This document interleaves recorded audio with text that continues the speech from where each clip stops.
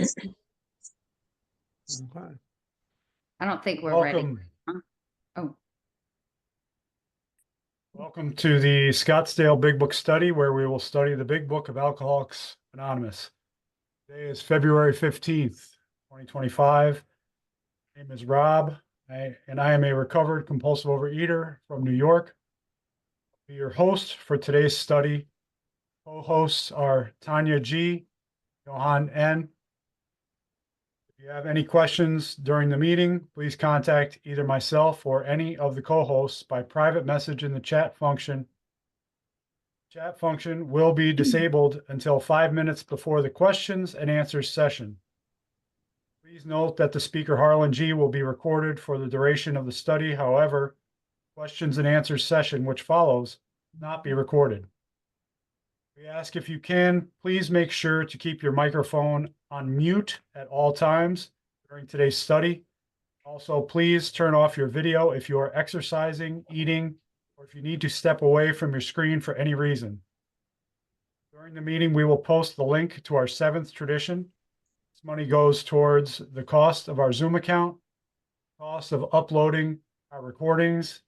We also send contributions to our intergroup, Arizona Serenity in the Desert Intergroup, ASDI, and the World Service Organization. We will post a link to the previous week's recordings. These are available by clicking on the link that will be posted in the chat box.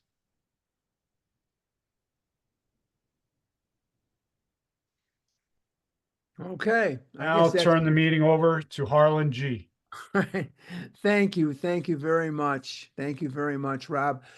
Yes, I would reiterate what Rob just said, and that is if you can, keep your cameras on. It's so much more inviting to people when they see faces and smiles rather than just see a black box and see a phone number in the black box. It's just so much more inviting to them to see that.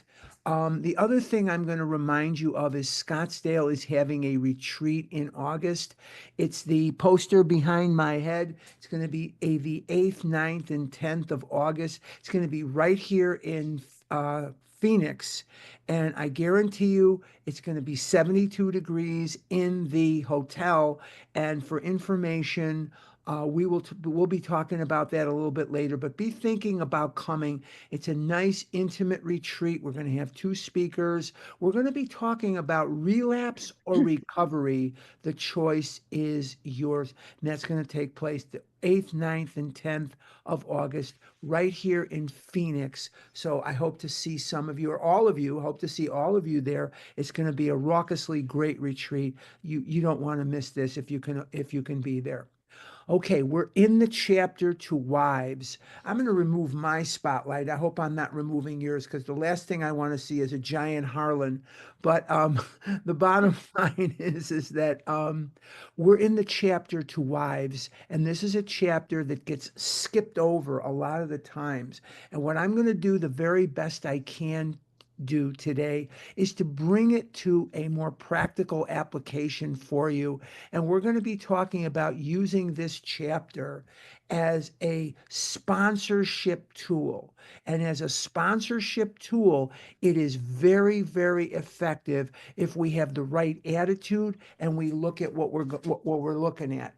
We're going to start on page 112 if this kind of approach does not. 112 if this kind of approach. While you're getting to that chapter, I also want to remind some of you, if you live in Arizona or you live in Hawaii, on March the 9th, these meetings, all of Scottsdale's meetings, are going to begin 1 hour earlier. 1 hour earlier, because even though Arizona and Hawaii do not change their clocks, everyone around us changes their clocks. So for Arizonans and Hawaiians, if you are on these meetings on the 9th of March, which is a Sunday morning, all of the Scottsdale meetings will begin 1 hour earlier. So just keep that in mind as everything changes. Page 112. if this kind of approach, what kind of approach? The approach that says he probably has several alcoholics among his acquaintances. Drinkers like to help other drinkers. Your husband may be willing to talk to them. People mostly like to feel useful. Okay, page 112. If this kind of approach does not catch your husband's interest, it may be best to drop the subject. In other words, sometimes you have to let things go for just a little bit when you're sponsoring because they're not ready to hear the information yet. And remember, we come, and we had this discussion last night if you were on our Scottsdale meeting. We all come from a Western culture. I don't care where you're listening to me, whether it's Sweden, whether it's England, whether it's France, whether it's whatever it is. We come from a culture that says, I can do this myself. Needing help and asking for help and getting help can be one of the hardest things people do because we are just so given to the little engine that could. You remember when we were kids and we read the story, or our moms read us the story, or our teachers read us the story of the little engine that could. And the little engine that could had to climb the hill, and he had to save the train. And then we all read the story of Rudolph the Red-Nosed Reindeer and how he came to help Santa Claus on that day when it was really a bad Christmas Eve. Remember we read those stories? Well, those stories are indicative of our Western culture, which isn't a bad thing, but what it is it says we can do this ourselves. We can do this ourselves. Well, we have to break that down. And if we don't break that down, it's going to be very, very difficult for us because we need help. And one of the toughest things I've ever had to do is say these words both to myself and God. I need help. I can't do this by myself. I need help. I've been trying to do this from the time I was 5 years old, 4 years old, and doctors and people were screaming at me to lose weight and just don't eat so much and so on and so forth. So the bottom line is I need help. All right. That's a very tough thing for most of us. They don't bring people out on TV and say, here's a guy that needed help and got it. They bring people out on TV. Here's a self-made guy. He's a zillionaire. He started a factory that makes whatever he makes or whatever he does. And this is a guy, he did it all by himself. And everybody in the audience, yeah, yeah, yeah, yeah, yeah. And that's great if you can do it. But when it comes to this, I have to remember what's on page 59. Remember that we're dealing with alcohol. Without help, it is too much for us. May you find that one. May you find him now.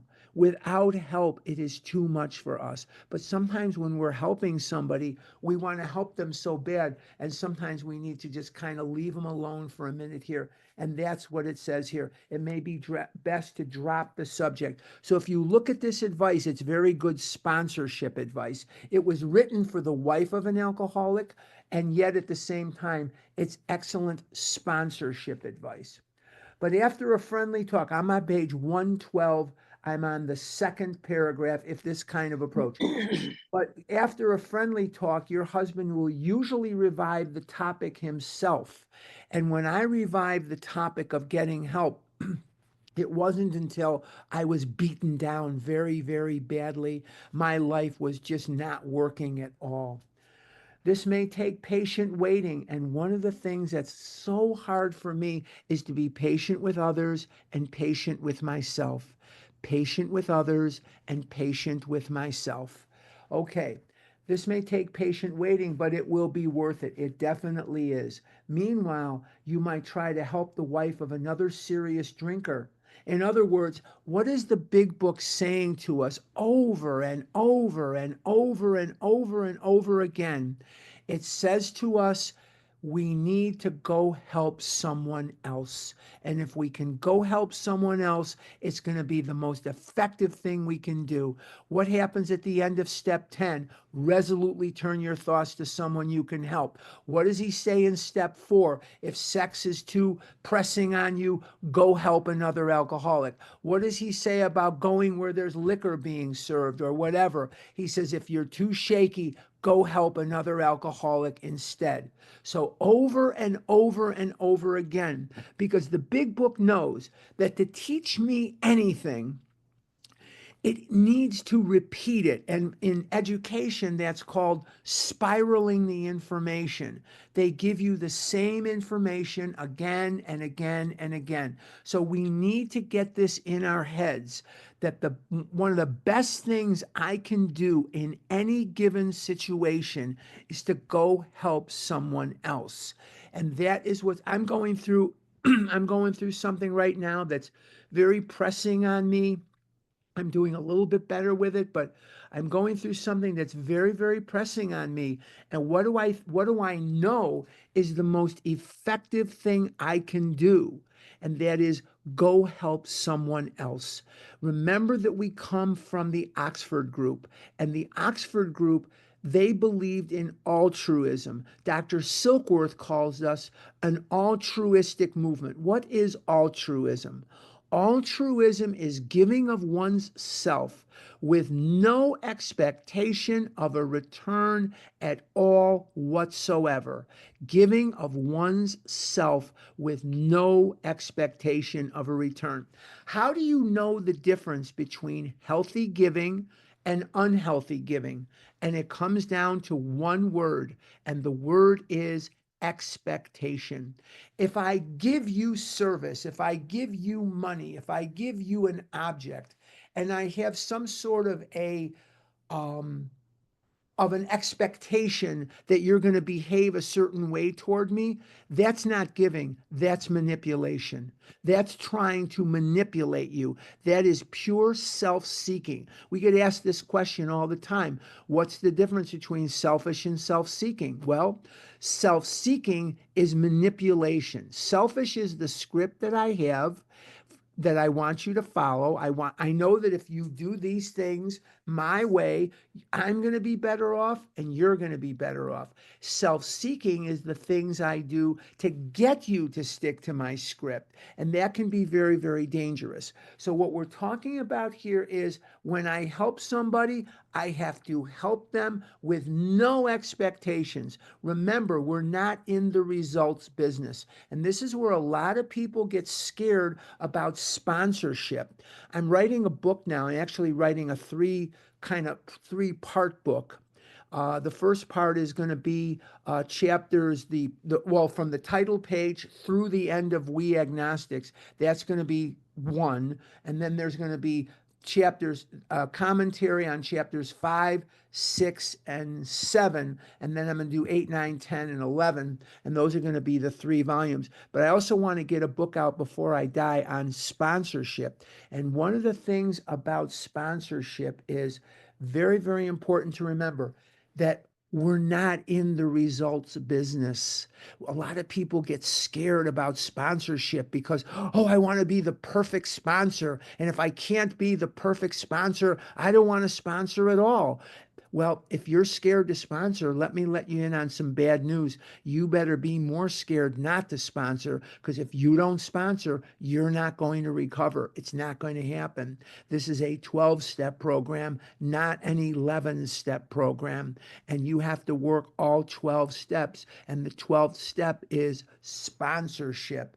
And that means talking to people more than once a week, talking to people every day, doing what you need to do to move them forward in the steps. I see so many people telling me, my sponsor only talks to me every few days, and that's not sponsorship, especially at the very beginning. We have to take this very seriously, but we have to stay out of the results business. We cannot be in the results business. Okay, let's go back. I'm on page 112 for second paragraph. If you act upon these principles, the principles are the steps, your husband may stop or moderate. You never know. Suppose, however, that your husband fits the description of number 2, and that's the guy, he's a real alcoholic. If you remember back when we started these classifications, a husband number 2 is showing a lack of control, for he is unable to stay on the water wagon even when he wants to. He often gets entirely out of hand when drinking. He admits this is true, but is positive he will do better. He has begun to try, with or without your cooperation, various means of moderating or staying dry. And then it goes on to describe how serious the alcoholism is. But the bottom line is that when we are dealing with a husband number 2 or any kind of addict, I don't like all these classifications. The only reason I'm mentioning it is because that's what's in the book. I feel personally that these classifications of alcoholics are unnecessary. This is what I believe, and this is what I've said before. And I've talked about this many times in this big book forum, and I'm going to talk about this again. I'm not a big believer, you're a number 1, you're a number 2, you're a number 3. I don't believe in that. Here's what I believe. I believe that compulsive overeating is a spectrum disorder. It is a spectrum disorder. Why do I believe that? I don't have any scientific backing to back me up on this at all. I do not. I do not have any data on this whatsoever. I have an opinion based on 46 years of being in these rooms and going to meetings every single day for most of that time. This is what I believe. I believe that we are affected identically. Every one of us, whether they look like this person or they look like me or they look like God knows who, we are affected identically. If you are a compulsive overeater, you have a physical allergy and a twist of the mind that drives you irresistibly into the food in search of relief from the untenable pain of not eating. And this effect that you're looking for is so elusive, you will chase this effect to the gates of insanity or death. I believe that most people will throw their lives away in search of the chase for this effect.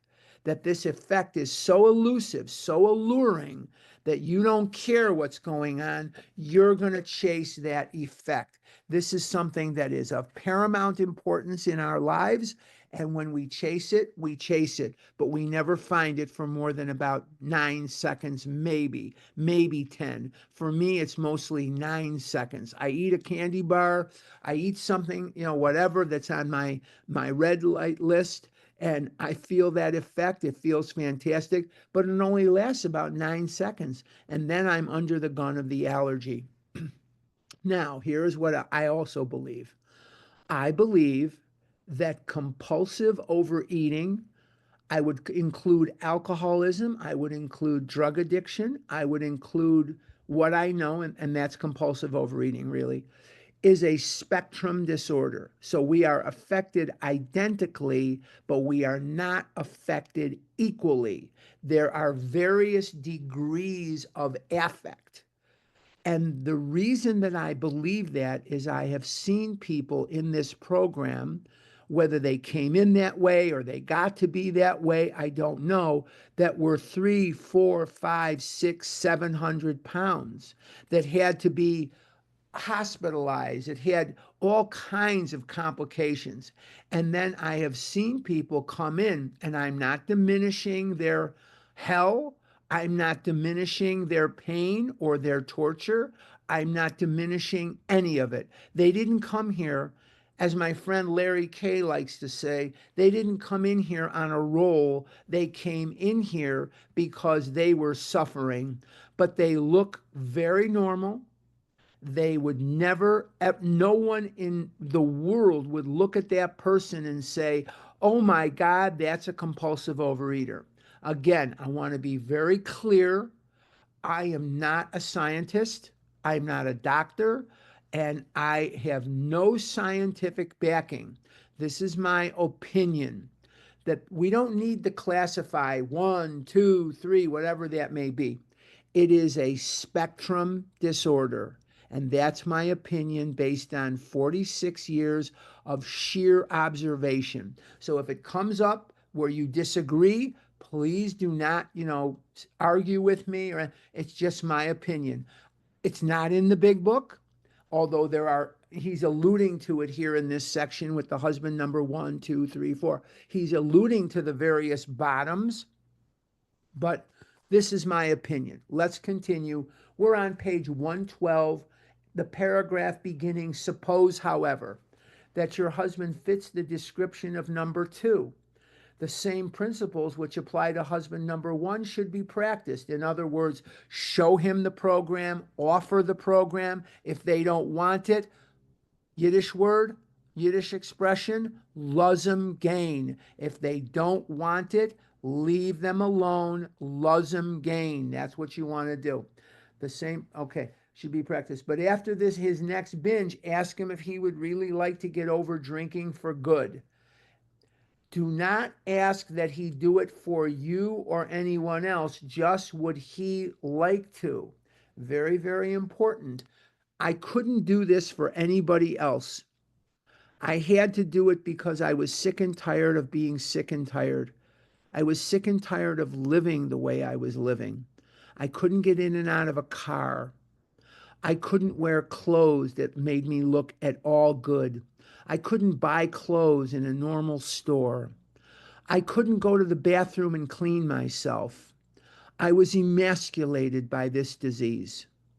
I was emasculated emotionally. I was emasculated physically. I was an object of ridicule. When I went out to a market or I went out into the world, children would laugh at me. Adults would laugh at me. People would walk up to me and ask me if I knew how fat I was. On more than one occasion, people would come up to me in restaurants. I didn't even know them, and they would ask me, why are you eating this? You're as big as a house. Because I had to eat by myself, because my friends were married and going out and living their lives, and I was stuck. I was stuck in park. I was stuck, and I had no life for a very, very long time. I was dirty. I had no money. I lived in filth and squalor. I was a mess. My life was a mess.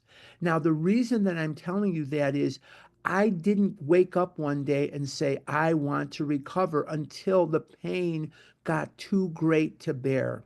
In other words, I couldn't live with the food, and I wasn't sure I could live without the food. All I wanted to do was just die.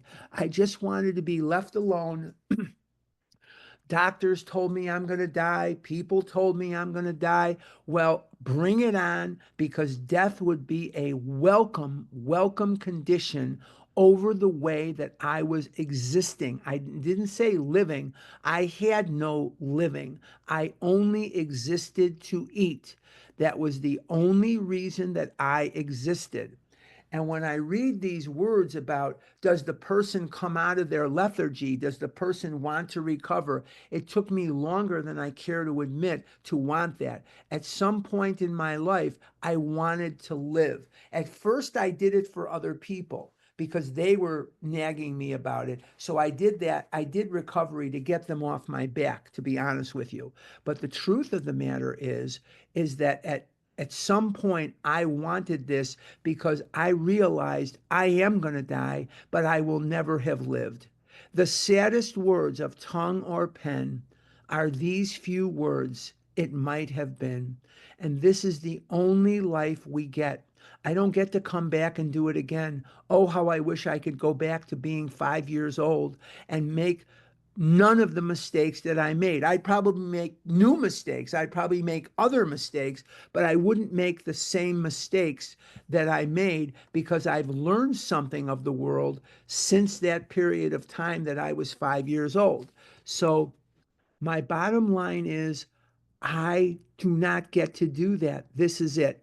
And I've told this story many times. I know I'm repeating myself, but most of the friends that my father had, not all of them, but most of the friends that my father had were people that came out of the concentration camps in Europe.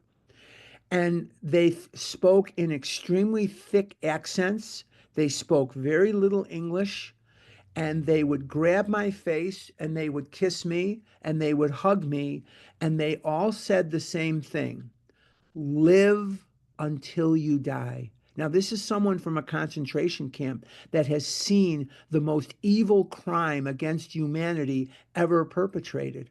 The greatest crime against humanity that has ever been perpetrated in the history of planet Earth was the Holocaust, without any doubt, without any doubt. And these are people who said to me, live until you die. Now, can I tell you what I thought at first live until you die meant? Eat all the O. Henry bars and all the Snickers bars and Baby Ruth bars you can get your hands on, because that's living to me, pizza and all that other crap. Live until you die means go out there and live and get your face in life and go for it and live and love and lose and cry and laugh and do all the things that are consistent with a human life. That's what it means. It took me a long time to figure that out. So I want to live. I do not want to exist just to eat. There are worse things for me than death. Death will be peaceful, I think, I hope. And one day I'll go to that, I'll go to that point where I'll go to Israel. Israel's not just a country, it's up above, it's up above, it's heaven. I'll go to Israel and I'll meet Israel, and I will go up there, and hopefully I'll get to have lunch with Bill Wilson, because that's what I'm asked God for many times. I want to have lunch with Bill Wilson. I don't want to have lunch with Bill and Bob and Clancy and all. I just want to have lunch with Bill Wilson, and then later on, maybe the next day, I'll have lunch with all those guys. But I just want a one-on-one lunch with Bill. I want to hear all of his stories. I want to just sit with Bill and let him talk. I won't say a word. I'll just say, Bill, talk to me. And that's my greatest dream, is to go have lunch up in heaven with Bill Wilson. But the worst possible thing for me is to try to exist in the food, because there is no pleasure, there is nothing in the food for me, absolutely nothing in the food for me. Let's go back to the book. I know I digress and I do repeat things, but as we just stated, sometimes there's people that are here, they've never been here before, so they haven't heard some of my booby minces. A booby mince is a story that your grandmother would tell you. Booby is grandmother. A mince is a story. So that's the Yiddish word booby mince. So if you're wondering what does that word mean, that's what it means. And the bottom line is, let's go back to the book. But I do repeat myself because it is very important to get this stuff in our heads. It's very important. Okay, the chances are he would. I'm at the bottom of 112. Chances are he would. Show him your copy of this book and tell him what you have found out about alcoholism.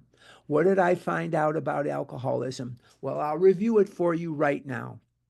Alcoholism is a disease where the sufferer has an abnormal mind that focuses unnaturally on a sense of ease and comfort that comes instantly from eating certain foods. Most people do not get this effect. 9 out of 10 people do not get the effect from food that I get. When I eat McDonald's French fries or pizza, I'm high as a kite, and that's called the effect. What I did not know is that 9 out of 10 people do not feel this. And when I was a little boy, I would see parents, and they would come outside and they'd have 2 children or 3 children playing outdoors. The girls with the girls, the boys with the boys, this age with this age, and they would take a sandwich, one sandwich, and split it in 2 or split it in 3 and give it to a child of theirs. And none of the children would finish their part of the sandwich. I thought these people were smarter than me. I thought these people were better than me. I thought these people were stronger than me. I thought these people had something in the way of character that I just did not have. And so I began to hate myself for not having it. What I didn't understand is that these children do not get the effect from the food that I get. You give me a peanut butter and jelly sandwich, it makes me feel fantastic for about 9 seconds. Now, there's another problem. Could you talk about people what we found out about alcoholism? There's also a physical component. You see, if there was no physical allergy, I would just carry M&Ms around like in a Batman utility belt. And when I felt fear or rejection or anger or happiness that was over the top, I would pop one of those M&Ms in my mouth and it would act like a Valium. It would act like a whatever. And it would just make me feel fantastic. Well, here's the problem. That allergy sets in, that adverse, abnormal reaction to the food, beverage, or substance. Adverse means it's harmful. Abnormal means most people don't get that reaction. So if my reaction is adverse and abnormal, by definition, it is considered to be an allergy. And I struggled with that word allergy for a long time because for me, when I was told, don't eat pizza, you're allergic to it, I'd say, that's ridiculous. That's the most ridiculous thing I've ever heard. How could I be allergic to pizza? I'm eating 4 football fields of pizza every week. I'm not breaking out in a rash. I'm not breaking out in hives. I don't get itchy, watery eyes when I eat pizza. How could I be allergic to it? And they'd say, never mind, just don't eat pizza. So I went to a source of information that is very archaic, and unless you're around my age, you're not going to know what this word means either. And it was called a dictionary. And this dictionary, I looked up the word allergy, and like a lot of words, it had many, many definitions. Well, one of the definitions of this word allergy was an adverse, abnormal reaction to a food, check, a beverage, check, or a substance. So if I'm reacting adversely and abnormally, my condition is described accurately as an allergy. What else do we know about alcoholism? I know I'm digressing a lot here, but I think it's important, so bear with me. Now, in chapter 3, Richard Peabody wrote a book called The Common Sense of Drinking in 1930. And in The Common Sense of Drinking, he described alcoholism as having 3 characteristics. Number 1, the disease is permanent. It never goes away. Now, I haven't compulsively overeaten. I haven't eaten deli meat and pizza and French fries. I haven't eaten that stuff in 26 years. There's a lot of other things I haven't eaten, but just for the sake of this illustration, I haven't eaten French fries in 26 years. If I went today and I ate French fries, not only would my allergy, my illness be equal, or excuse me, be what it is today, it would be, or what it was 26 years ago. Excuse me, I'm explaining it wrong. Not only would it be equal to what it was 26 years ago, it would be remarkably worse. Because if there's anything the big book describes accurately, it's in the man of 30 that was doing some spree drinking. Remember the man of 30 that was doing a great deal of spree drinking? And he made up his mind that until he was successful in business, he wouldn't touch another drop. And for 25 years, he stayed bone dry. Then he got his carpet slippers and his bottle out, and within 4 years, he was dead. What does that teach me? It teaches me that the disease is permanent. What else does it teach me? It teaches me that the disease is progressive whether I am eating or not. Now, here is one of the biggest misconceptions in OA, that abstinence treats the disease. I'm going to say that again. One of the biggest misconceptions within Overeaters Anonymous is that abstinence will treat this disease, and it does not. If abstinence treated this disease, then diets would work. Losing weight would produce beautiful results. I've lost weight many, many, many times, not only to put it back, but always then some. Always I'm on the bonus plan. So if I lose 100, I will gain 150, 175. If I lose 50, I will gain 90. I never gain it back. You know, I don't want to gain it back. What is it? Well, it's a number. I never do that. So the disease is permanent. I never just go up to where I was. I go past it. The disease is progressive. In Bill's story, we see the progression of the disease very beautifully, very beautifully. The more we read Bill's story in the first 8 pages, it's not just a story of Bill Wilson. It is the story of the progression of the disease. At first, he comes out of the army. He's full of hope and full of positive attitude. And by the time we're on page 7, or excuse me, by the time we're on page 6, he's ready to kill himself, just like he was making fun of the people on the start of the Depression, Black Tuesday, October 29th, 1929. He's watching people jumping off buildings and he's thinking that they're crazy. He's looking down his nose at people killing themselves. And by the time we get to page 6, he is ready to kill himself as well, because he cannot live with the liquor and he cannot live without it. He counted himself a coward for not having the guts to drink the poison that was in the medicine cabinet. He wants to kill himself. That's the progression of this disease. And we see he's drinking more and more liquor as each paragraph progresses. He's drinking more and more, not less and less. So, what do we know about alcoholism? Physical allergy, twist of the mind. Dr. Silkworth tells us that any description of alcoholism which leaves out this physical factor is what? It's incomplete. What does chapter 3 teach us? The disease is permanent. Once an alcoholic, always an alcoholic. It's permanent, it's progressive, and if it's untreated, it is fatal. And abstinence does not treat this disease. At the end of chapter 3, the big book tells us, I have an illness that only a spiritual experience will conquer, or spiritual awakening, although that's not what it says. A spiritual experience is very fast, and it's very sudden, like Bill had, and a spiritual awakening is slow in developing, like what I had. I never had a spiritual experience. Boom. There's God. Mine comes very slowly and it develops every day over time. Let's go back to page 112. Show him, I'm at the bottom of the page. Show him that as alcoholics, the writers of this book understand. Now, who can understand alcoholism? A doctor? Not really.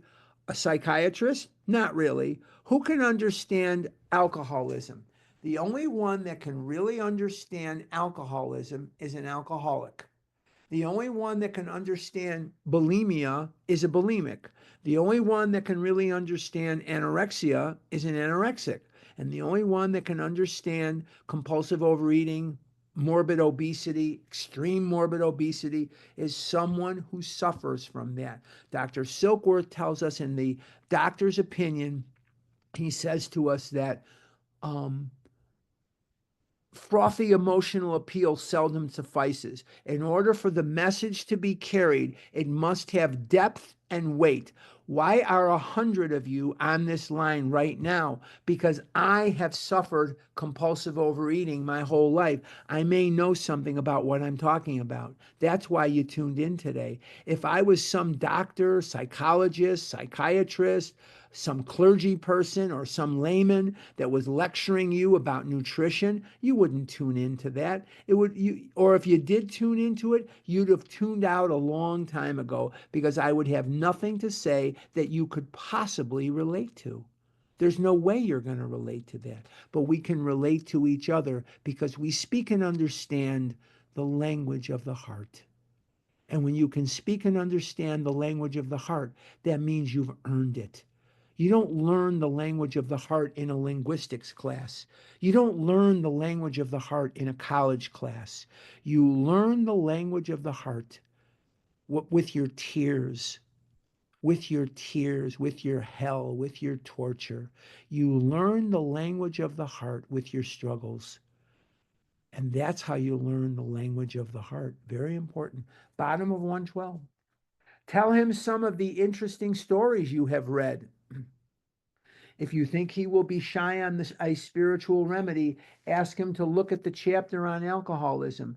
Then perhaps he will be interested enough to continue. And that's chapter 3. If you're wondering what is the chapter on alcoholism, it is chapter 3, more about alcoholism. I'm at the top of 113. If he is enthusiastic, your cooperation will mean a great deal. If he is lukewarm or thinks he is not an alcoholic, we suggest you leave him alone. Very, very important concept, again, is repeated. If the person does not think he is an alcoholic or he really is not interested, leave him alone. What does it say in Bill's story? That Ebby came to tell him if I cared to have it. What does it say all through the book? If someone is not interested in this, leave them alone. You're going to spoil a future chance and you're wasting your time. You're wasting your time. There are people out there, we think they should get this program. They don't want this program. Leave them alone. One of my stories is I was in Philadelphia, Pennsylvania. This is going back now, 25 years, if it's a day or longer, maybe 30 years ago. I was asked to speak at a retreat, in Lancaster, Pennsylvania, which is Amish country there, Lancaster, Pennsylvania. So I got off the plane in Philadelphia and I was picked up by a gentleman who insisted that I go with him to a local hospital in Philly and visit somebody that had to see me. And I asked several times, does he want to see me? Does he really want to see me? And I didn't get an answer. Well, I got my answer once we got there. I came into the hospital room in Philly. There was a man who was probably 500 or 600 pounds, and he was in the bed, and he looked like a horrible nightmare of a sight. Horrible. And he was so insulted by our visit. I wanted to get out of there, but I had no way of getting out of there. I was dependent on this other guy for a ride.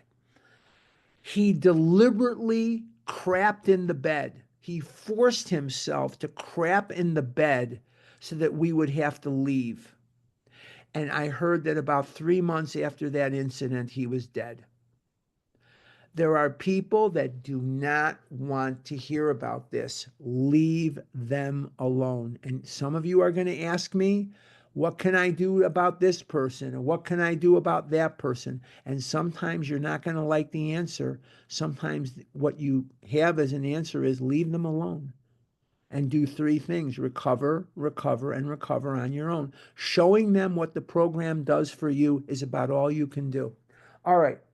Top of 113. If he is enthusiastic, your cooperation will mean a great deal. If he's lukewarm, or thinks he is not an alcoholic, we suggest you leave him alone. Avoid urging him to follow our program.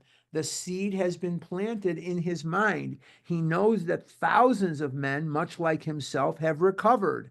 But don't remind him of this after he has been drinking, for he may be angry. Sooner or later, you are likely to find him reading the book once more, if you're lucky. Wait until repeated stumbling convinces him he must act, for the more you hurry him, the longer his recovery may be delayed. Sometimes you have to leave a person alone and let them come to it. Okay, middle of 113.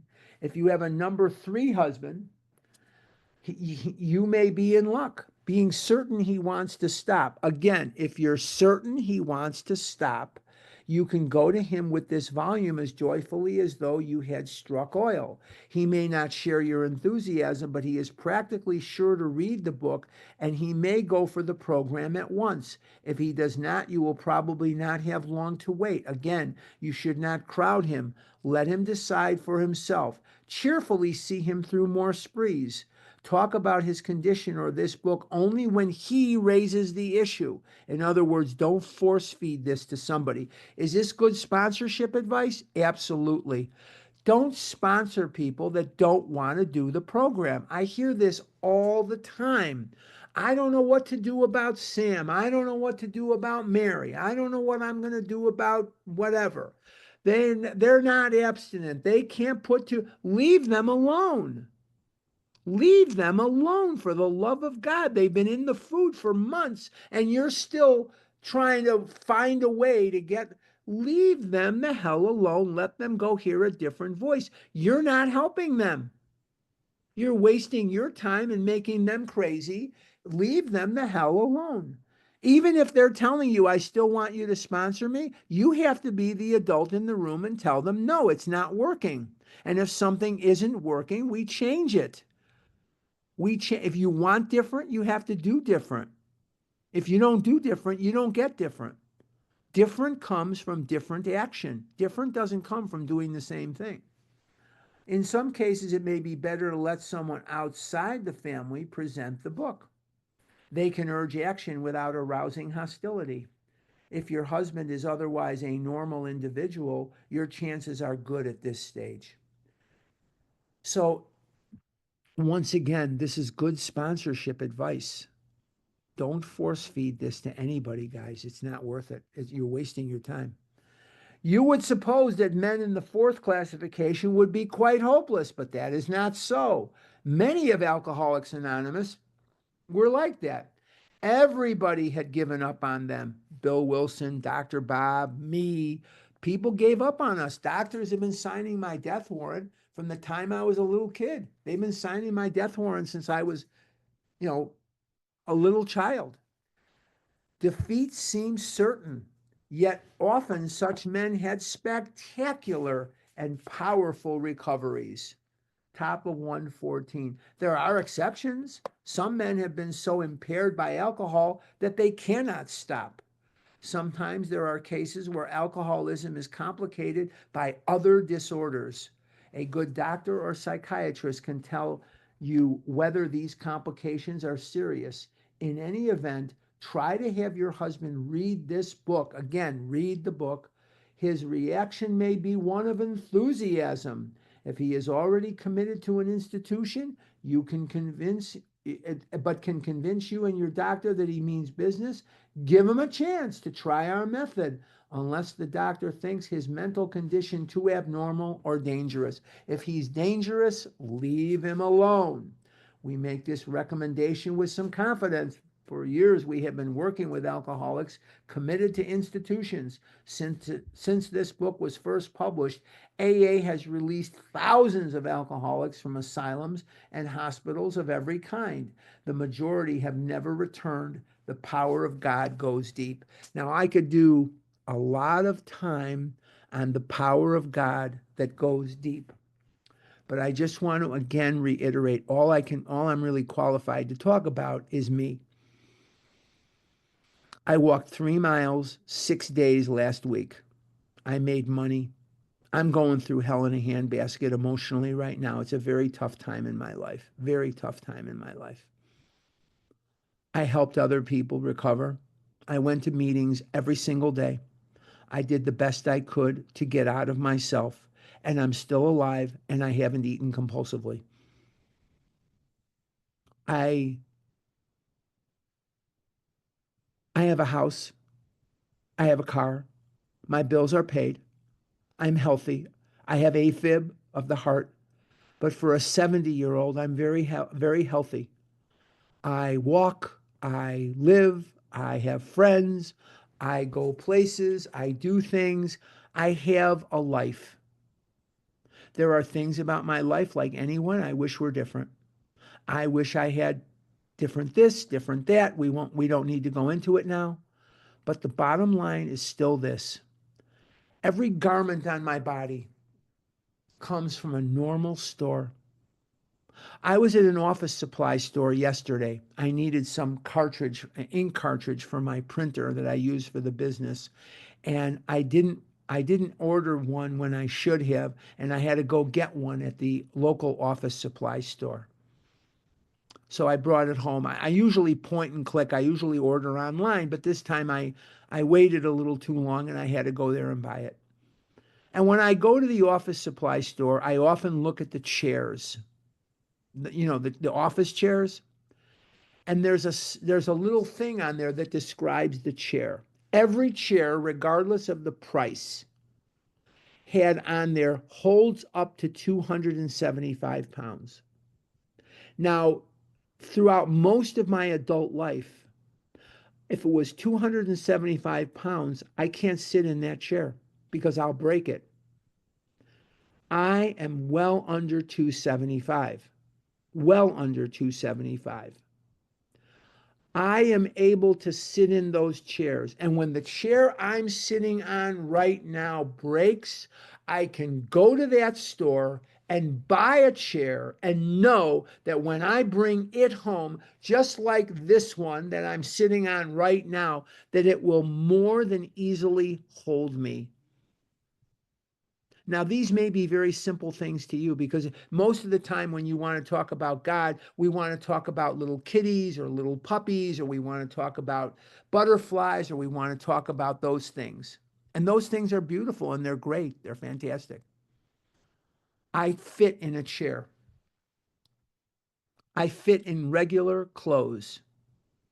I'm going to go out today. I'm going to lunch with some OA friends at a place right by my house. And then I have to go grocery shopping around half a block from where I'm going to eat lunch. At no time today am I going to be an object of ridicule. At no time today am I going to be laughed at by children. Nobody is going to point at me because I'm so fat. I live my life one day at a time because of the vast power of God. I have purpose to my life. I am of service. I have satisfaction in my life from knowing that I made a difference in this world. I made a difference in this world. I helped people. If I die today, I made a difference in this world. I helped other people recover, and so can you. You don't have to be leading a big book study every Saturday to help people. You can be a sponsor. You can be an encouraging voice. The power of God goes deep. There are 100 miracles on this line right now. Every one of you is a miracle because this disease is so serious that it will kill anything in its path. But because of God and because of the big book, which God wrote, and because of the fellowship, you are alive. You are alive today. And there's always hope. If you're struggling right now with anything, there's hope that it will be better today, better tomorrow, and better yet the next day, and the next day, and the next day. The power of God goes deep. Don't ever doubt the power of God. Walk to God. He'll run to you. Walk to God. He'll run to you. Test him. See if you can find him lacking. See if you can find where he is lacking, and you will not find it. Let's continue on page 114.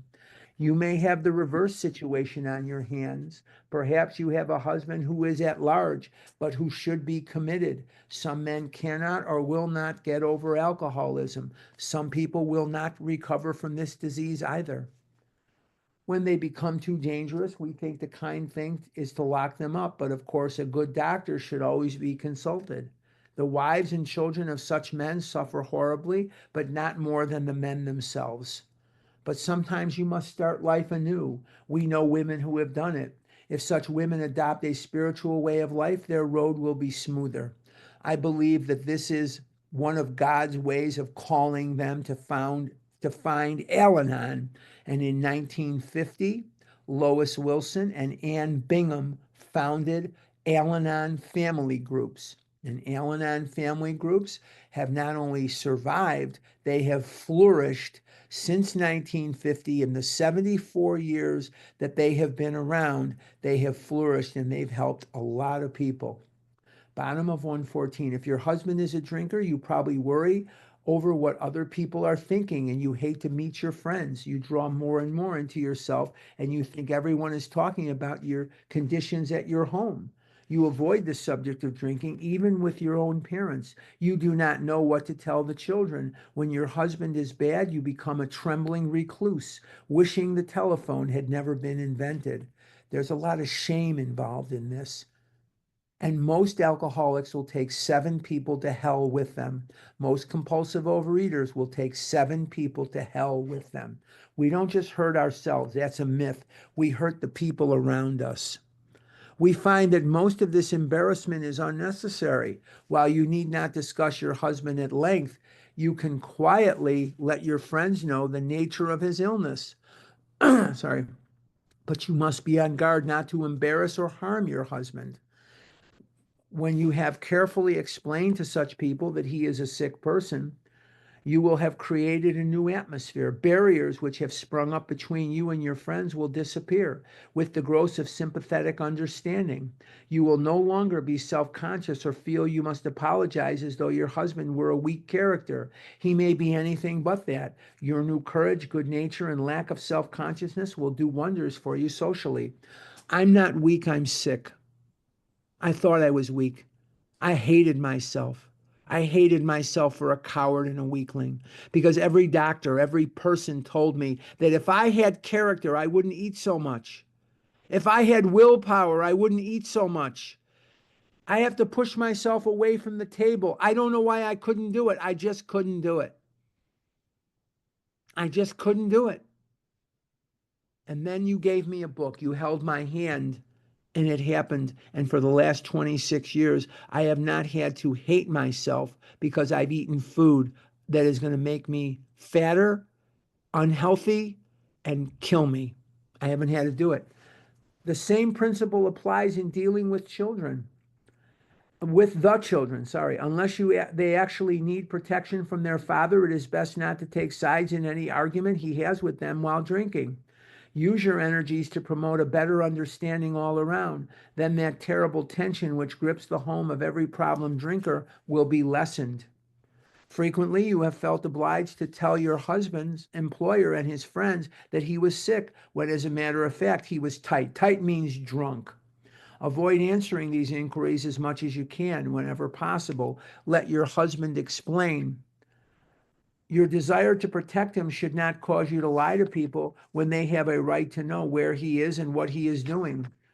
Discuss this with him when he is sober and in good spirits. Ask him what you should do if he places you in such a position again, but be careful not to be resentful about the last time he did so. This will be the last paragraph we're going to cover. There is another paralyzing fear. You may be afraid your husband will lose his position. You are thinking of the disgrace and hard times which will befall you and the children. This experience may come to you, or you may already have had it several times. Should it happen again, regard it in a different light. Maybe it will prove a blessing. Sometimes these unfortunate things prove to be a blessing for me. It may convince your husband he wants to stop drinking forever.